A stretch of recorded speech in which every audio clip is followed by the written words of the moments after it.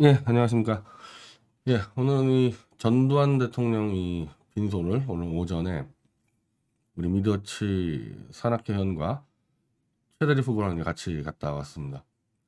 그래서 지금 그 영상은 지금 락TV하고 미디어치에 좀 올라가 있고, 역시 이 보수 야당에서 이 지금 이쪽에 안 온 다음에, 그러니까 빈소에 이 조문을 거부하면서 이 보수 야당에서 이 페이스북을 중심으로 좀 강력한 전두환 돌풍까지 얘기하기는 좀 그런 것 같고, 돌풍은 좀 그런 것 같고, 이건 좀 아니지 않나. 이렇게까지 표를 얻기 위해서, 어쨌든 이 뿌리와 연결되어 있는 문제를 그냥 외면하고 도망가는 게 과연 보수가 맞냐. 그런 얘기들이 좀 많이 나오고, 이제 그러면서 이 조문객도 지금 늘고 있는 상황 같습니다. 그러면서 이제 이 가짜 보수들이 이제 좀 여기서 좀 걸러져 나오는데, 어제 이제 제가 윤석열 문제를 제기했죠. 대선 후보가 이미 조문 가겠다고 얘기를 해놓고 3시간 만에 바꿔서 안 가는 게 어딨냐. 이제 그런 문제를 짚었는데, 이제 오늘 뭐 얘기할 건 이제 홍준표 문제하고, 이제 홍준표 이전에 제가 지금 방금 이 정규재 씨 방송을 좀 듣다가 와서 깜짝 놀랐는데, 하여튼 뭐 정규재 씨는 저 친문 좌익들보다 더 전두환을 증오하고 혐오하는 그 수준의 그 막말 비판을 막 했거든요. 그러니까 조갑제 같은 경우는 5.18 문제 정도만 뒤집어 씌우고, 나머지는 이제 전두환의 장점을 좀 부각하는 방식을 취했다면은, 조갑제와 달리 이 정규재 씨는 그냥 전두환 인간 자체, 그리고 전두환이 집권한 7년 자체를 다 그냥 암흑의 시대로 규정하는 놀라운 이제 좀 상상력을 좀 발휘를 하고 있습니다. 그래서 그런 정도로 이 한인간을 그냥 까대려면 굉장히 정확해야 되는데, 제가 지금 듣다가 놀란 게 5.18 당시에 전두환이 계엄사령관이었다고 막 정규재 씨가 방송에서 막 울부짖어대요. 그러니까 이 조갑제가 주로 이제 얘기하는 전두환 5.18의 발포에 책임이 없다. 발포의 이 명령 체계 바깥에 있었다. 왜? 보안사령관이니까. 그거를 반박을 하면서 5.18 전체에 대해서 전두환이 책임져야 되면서, 전두환이 그 당시에 계엄사령관이었다고 막 울부짖어, 진짜. 그 영상 보세요. 막 한 10번씩 막 떠들어대는데, 그게 사실이 아니거든요. 5.18 때 계엄사령관은 제가 이걸 여기다가 했거든요. 들고 왔나, 제가? 먼저 이거. 이성 씨라고, 이미 이게 워낙 유명한 얘기여서 그런데, 어, 그쵸. 이성 이분인데, 이게 숨겨져 있었던 얘기가 아니라, 이분이 계속 이렇게 나와서, 인터뷰 나와가지고, 5.18 상황을 수도 없이 얘기를 해왔던 아주 유명하신 분이고, 유명한 내용이에요. 이 5.18 당시에 계엄사령관 이성의 역할과 전두환의 역할에 대해서는. 그럼 지금 정규재라는 사람은 이조차도 모르고, 이성의 인터뷰가 있었던지도 모르고 그냥 5.18 대해서 전두환 욕만 하고 있었던 거 아닙니까? 계엄사령관이 누군지도 모르면서 5.18 당시에 이런 작자가 기자고 농객이고 언론일 수가 있나? 나는 오늘 틀릴 걸 틀려야지. 이게 틀릴 수 있는 내용이냐고요, 이게. 이성이라는 사람은 이 5.18 대해서에 워낙 구체적으로 이렇게 증언을 해서 이 내용을 모르는, 글쎄요. 이걸 모르는 보수가 있나?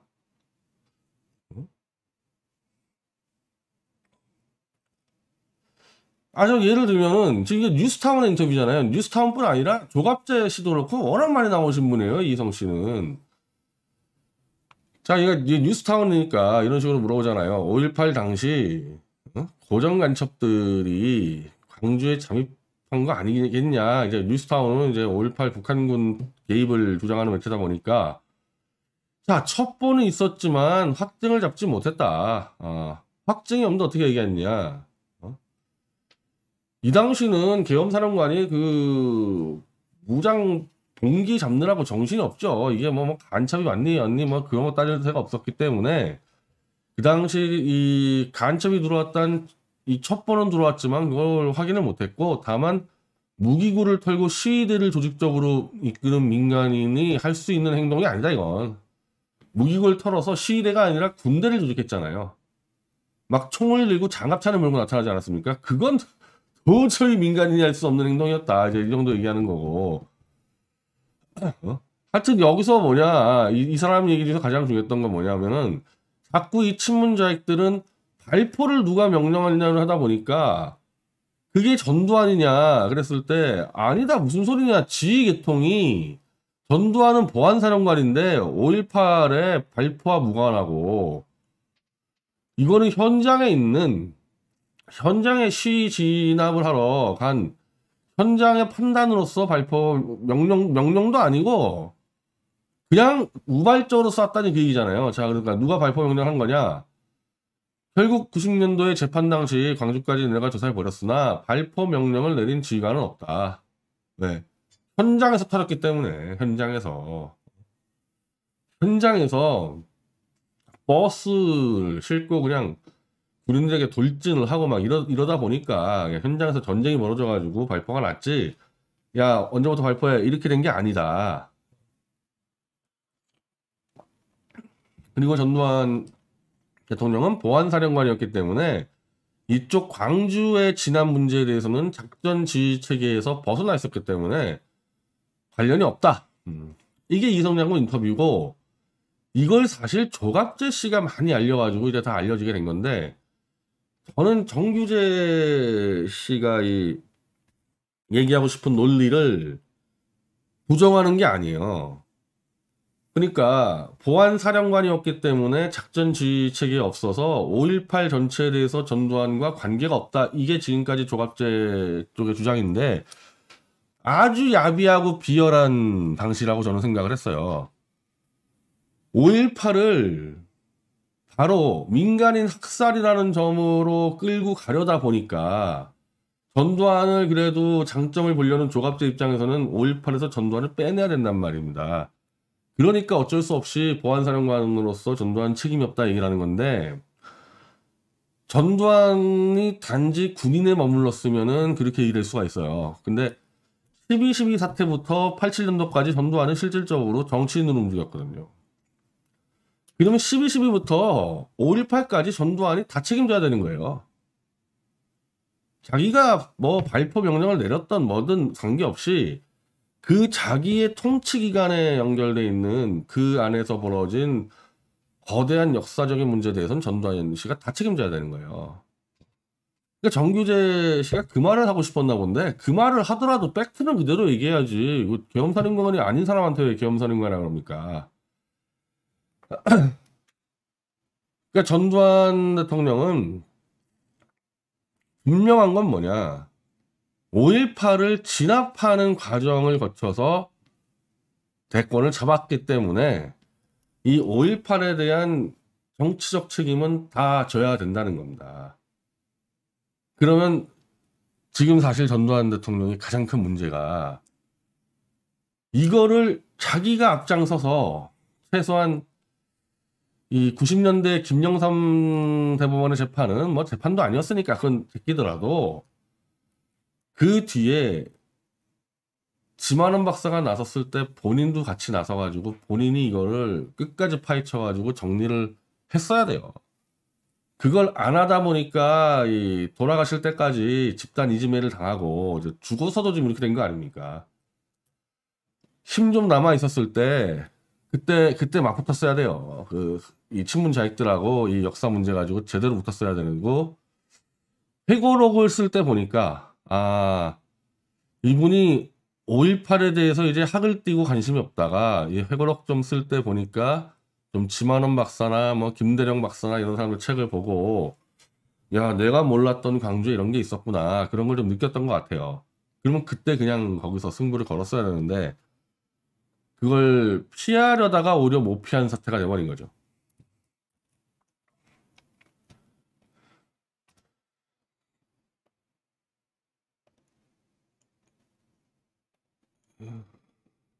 그리고 이제 그걸 제외하고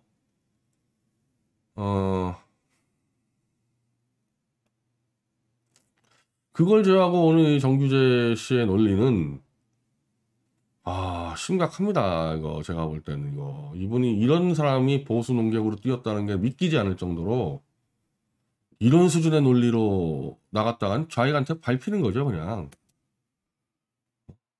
박정희 대통령은 워낙 압도적인 성과 때문에 과정상의 잘못을 어쩔 수 없이 넘어갈 수밖에 없지만이라는 게, 나 진짜 정규재 씨 이 대학 때 좌익 운동권 출신 아니었는지 한번 허밍아웃 해보세요.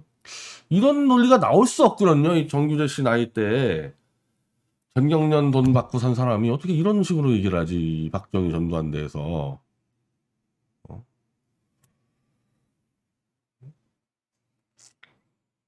그러면서 정규재는 쿠데타 자체는 박 전 두 대통령 둘 다 형식적 민주주의에서 동의할 수 없다. 와, 이거는 완전히 그냥 민주화파리들하고 똑같은 얘기거든요. 이게 민주화파리들하고. 이런 자가 전경련은 또 어떻게 기어 들어갔나? 하지만 공적에 있어서는 박 대통령은 워낙 압도적이어서 좀 논의를 해볼 수 있다. 다만 전두환은 업적이 별로 없기 때문에 쿠데타를 용서할 수가 없다. 결과론으로 박정희 대통령은 인정이 되지만 업적이 많아서 전두환은 업적이 없기 때문에 쿠데타까지도 인정 못하겠다라는 거의 민주화파리 친문하고 유사한 정도의 시각입니다. 근데 이런 게 한두 번이 아니에요. 이런 게 한두 건이 아닌데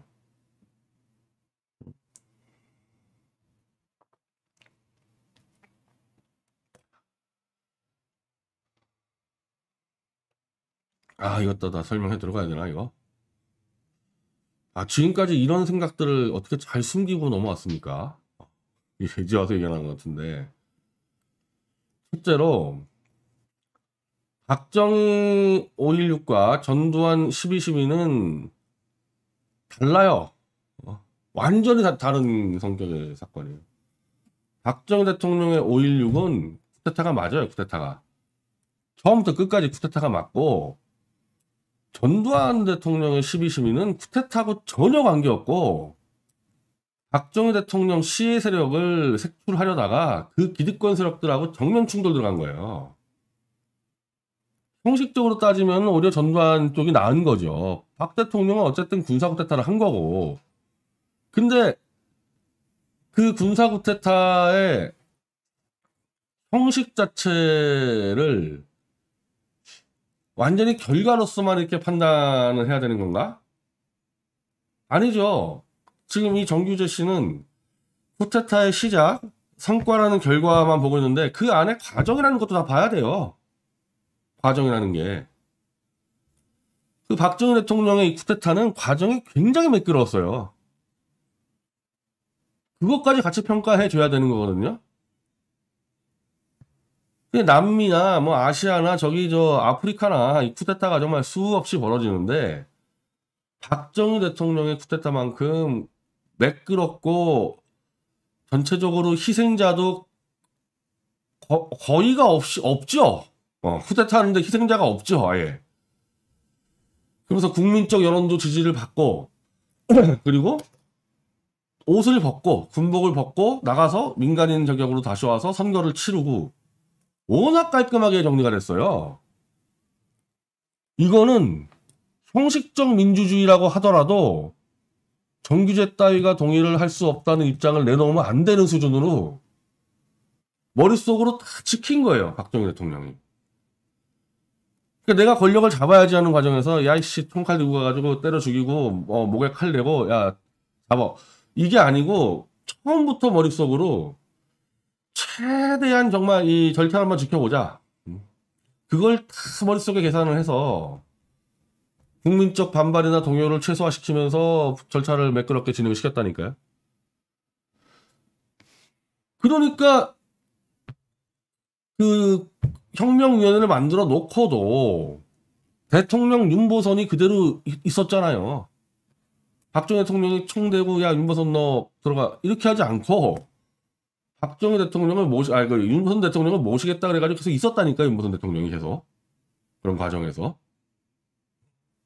원래 같았으면은 쿠데타면은 그 기존에 있던 저 대통령 총리 이런 사람들은 바로 총살이죠 총살 저 남미나 저 그랬으면은 근데 뭐 장미연 씨를 뭐 감옥에 집어넣습니까?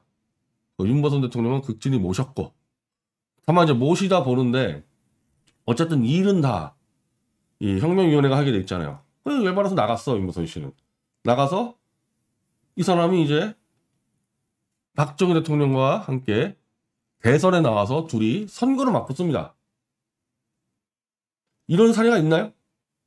그 어떤 쿠데타에서 쿠데타를 시도했을 때 그 현직 대통령을 모시다가 이분이 나가고 쿠데타한 그 사람도 나가고 둘이 다시 민간인대 자격으로 선거로 붙어서 부정선거도 없었어요 그때.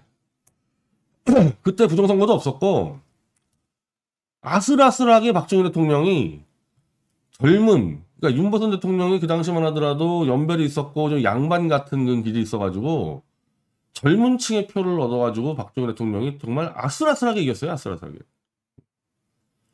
그 김형욱 회고록에 나오는데 너무 이게 밀리니까 이 개표하는데 박정희 대통령이 윤보선에게 밀리니까 총 들고 개표 중단시키고 끌어버리려고 그랬다는 거 아니에요 김형욱이가. 근데 그걸 박정희 대통령이 막고 야 끝까지 간다 해서 아슬아슬하게 역전해서 이겼다는 거거든요. 야 이거를 다 절차를 설명하는데 정규제 따위가 난 형식적 민주주의에 동의할 수 없다. 무슨 기준으로? 쿠데타라는 거는 쿠데타와 비교해야 될 거 아닙니까? 다른 쿠데타와 비교해가지고 얼마나 이게 희생을 적게 가고 절차가 매끄럽고 국민적 동의를 받아가고 그리고 나서 그 쿠데타의 결과, 업적 이렇게 다 종합적 판단해야 되는 거 아니에요. 그러니까 이거는 결과도 그렇지만은 형식에서도 그렇게 반민주고 뭐 이렇게 얘기할 수 없을 정도로 절차를 잘 지켰다는 겁니다. 이 부분에서는. 근데 이거를 단지 쿠데타라고 이유만으로 형식 민주주의를 파괴했다고 막 질러대는 거는 친문 좌익들 시각이거든요. 도저히 전경련 돈으로 먹고 사는 자가 어디서 이런 거 배웠지? 고대 다닐 때 그 아주 강렬 운동권 아니었나? 그 얘기 별로 안 하는 것 같아요. 대학 때 뭐 했는지. 그 전두환 대통령 얘기는 이제 아까 말씀드린 대로 이 시의 세력을 때려잡는데 그 시의 세력이 하나는 중앙정보부장이고 하나는 계엄사령관이에요.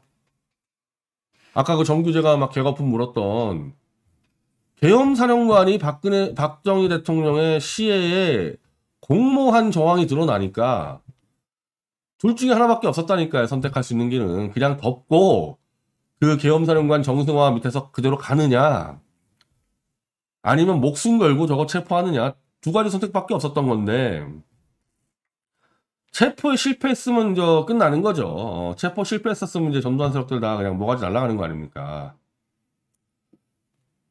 그게 무슨 쿠데타예요, 이게. 범인 잡고 있는데. 그래서 체포에 성공을 해서 일단 범인은 잡고 진행되는 과정에서 그럼 왜 대통령이 됐냐? 그걸 이제 어제 펜앤마이크의 김용삼 씨가 잘 설명을 하더만. 민간에서 이 김종필, 김대중, 김영삼이 어쨌든 전두환이 그 유신에 거의 한 유신이 그때 한 9년 차로 온 유신에 이 관성이 있는데 이걸 조금씩 풀어가면서 이 규제를 완화하고 민간 정치 참여를 보장해 줄 스케줄을 짜는데 그냥 막 짱돌 던지고 그냥 특히 김종필이가 박정희 대통령을 부정하고 유신을 부정하고 아니 개판을 쳐놓으니까 자 그러면 그런다고 네가 대통령 하냐 그러겠지만은 그 상황에서 만약에 전두환이 집권 못했으면요. 전두환도 아마 80, 한 2년 정도에 체포돼가지고 아마 사형될 수도 있었어요. 네.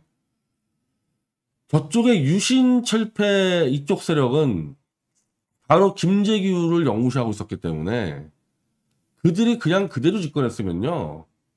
김재규의 뜻을 잇자 그래서 한마디로 이제 이 대한민국의 뿌리가 김재규로 간단 말이에요. 그러면 그 김재규를 잡아놓은 전두환부터 때려 죽였지 않겠어요? 뻔하잖아요. 지금 저 문재인이가 했던 이 정치보복을 보세요. 그 당시 만약에 김대중, 김영삼이 정권 잡았으면 전두환 세력 끝나는 거죠, 그냥. 그냥 밀리고 하다가, 야, 이거는 뭐, 우리가 안 잡으면 일단 우리 목이 날아가겠다. 잡자. 그 잡았다는 거 아니에요, 그래서. 그리고 그거는 무슨, 애초에 유신헌법이 존재하고 있었기 때문에 그 헌법에 적당히 맞춰가지고, 적당히 맞추되, 참 기가 막히게 그 쓸데없이 연임제 없애버리고, 7년 단임제로 확 끊어버리고, 아니, 얼마든지 박정희 대통령이 연임제를 무제한으로 만들어 놨는데, 유신헌법에서. 그러면 7년제라 하더라도, 뭐, 7년 연임제 하면 14년 하는 거 아닙니까? 그 당시에 뭐, 전두환이 7년 연임제 하겠다는데, 그거 뭐, 누가 막겠어요. 근데 7년 단임제로 딱 끝내고, 이승만 박정희 대통령도 8년을 집권한 다음에 한 번 더 한다고 삼성계원 들어갔는데, 전두환 대통령의 통치 기간 동안에 이 7년 단임제를 흔들겠다는 생각한 적이 한 번도 없었단 말이에요. 그러면 이것도 얼마나 깔끔하게 잘 진행된 겁니까? 이건 쿠데타도 아니지만, 이건 쿠데타 자체가 아니지만은,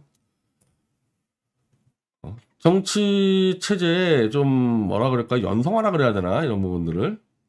그러니까 지금까지는 한두 명이 강한 권력을 갖고 오래 했던 부분을 좀 나눠서 좀 여러 명이 할 수 있는 그런 체제로 바꿔나가는 데 있어서 전두환 대통령이 7년 단임제를 제대로 지켜준 거는 굉장히 큰 공헌이죠. 이걸 왜 죽었다 깨도 정규제는 인정 못하고 침뱉고 난리 치냐 이거예요. 뭘 잘못했다고 전두환 대통령이.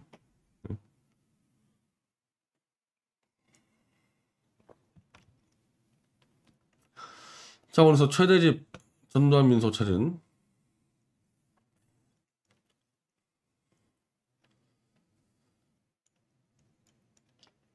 이게 전데, 예. 우리는 여기서 이제 뭐 굉장히 좀 복잡해가지고 기자도 많고 그래가지고 여기서 나와서 이제 밖에서 이제 좀 유튜브 인터뷰를 했었고요. 그래서 최대리 후보는 이제 전두환 관련해서 재평가 작업을 하겠다. 바로 12.12 사태와 5.18 중심으로 재평가 작업을 들어가겠다. 이 공약을 내세웠고요. 난 이거 와 진짜냐 이걸 현장에서 들었는데 저는 어제 홍준표 씨가 조문을 간다고 해서 야 그래도 역시 이래서 홍준표라는 말이 있구나 했는데 야 이거는 조문을 가야 할지를 두고 청년들에게 물은 뒤 의견을 수렴해서 가지 않기로 결정했다 그러는데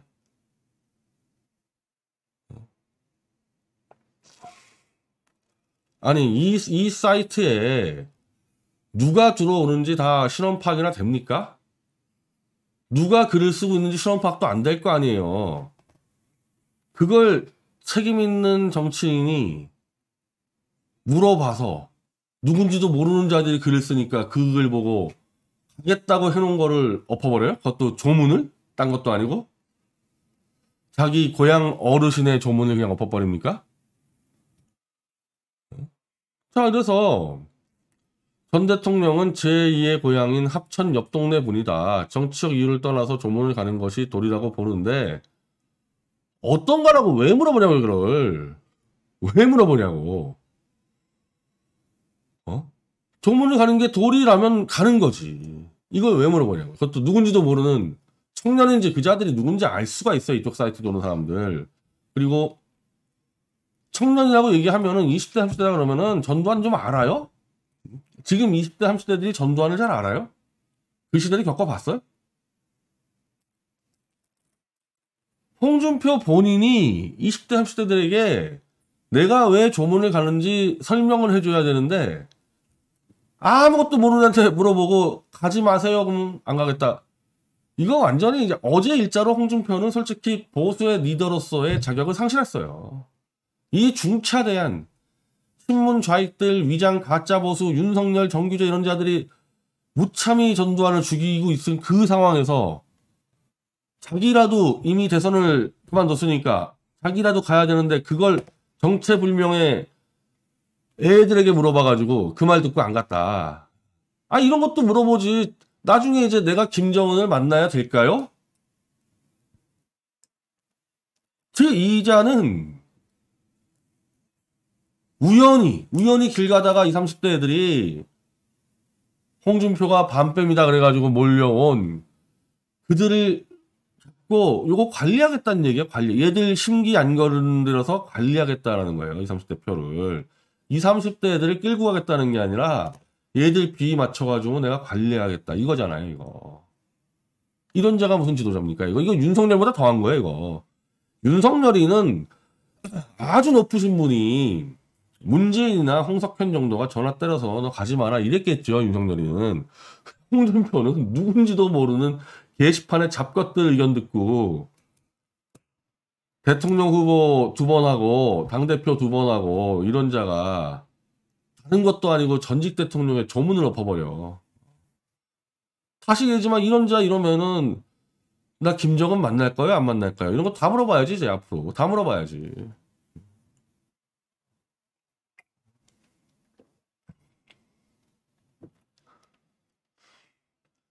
조문을 가려고 했는데 절대적으로 반대 의견이 많네요. 이 들어온 애들이 어떤 애들인지 성향 파악이나 똑바로 해봤습니까?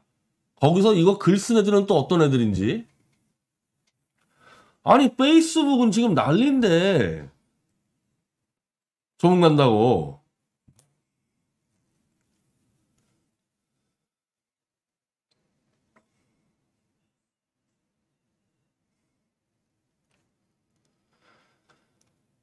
하나하나 이렇게 정체가 다 드러납니다. 이렇게. 아니 정체가 드러난 게 아니라 저는 홍준표라는 자는 원래 이런 수준의 인물이라는 걸 알았기 때문에 윤석열 막자고 이렇게 홍준표 지지하자 아무리 해도 제가 홍준표를 지지 안 했잖아요.